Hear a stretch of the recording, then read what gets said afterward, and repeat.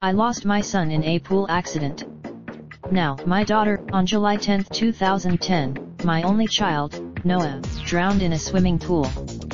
He was a few weeks. It was the first day we'd started moving boxes into my father's house. My mother had died. The French doors to the backyard led to the in-ground pool. Noah had silent. I underestimated Noah that day. He was such a good. Life after losing Noah was pure hell.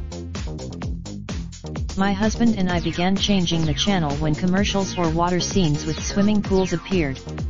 We grabbed each other. The analogies for the emotions of grief are almost comically water-related. Drowning in sorrow. Trying to keep my head above water. Grief comes in waves. We hibernated for a long time.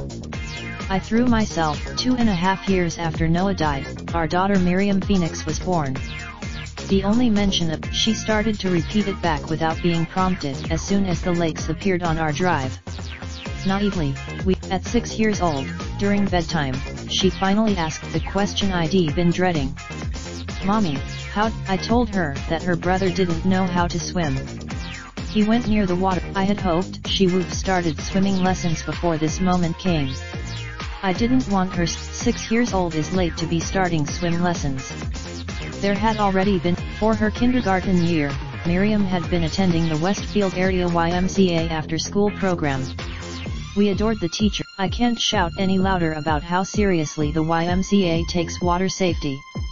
About how whether I was truly ready or not, I had finally accepted that it was much more dangerous for Miriam not to learn how to swim.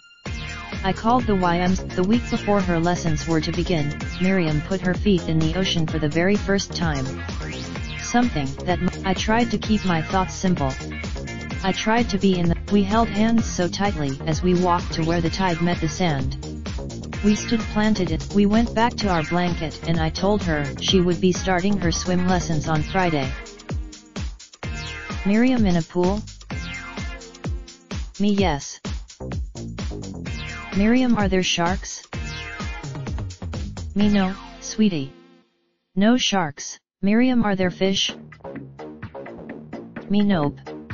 Just water. Miriam, yay.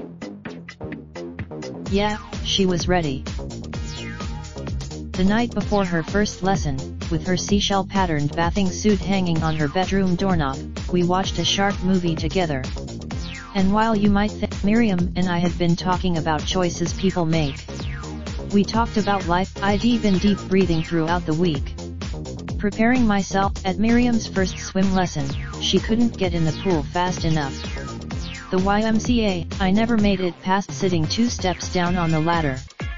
But not because Miriam thought she would just be able to get in the pool and start swimming. She was so eager. I cried a few times during that first lesson as I watched from the ladder. I cried with relief. Her second lesson could not come fast enough. She loved it. For the third lesson, Miriam asked me if I would sit outside the pool area and watch her through the big viewing window like the other parents. She's very independent. She wants to be normal. I respect that. According to her instructors, she's getting acclimated to the water. I assure them do you have a compelling personal story you'd like to see published on HuffPost? Find out what we're looking for Rhonda. Related video. Pool safety during the summer provided by KBUE-TV Austin. Raindrop, drop top, top smoking, no cooking the hot pot. Fucking on your bitch, yeah, that. Looking up, open the park.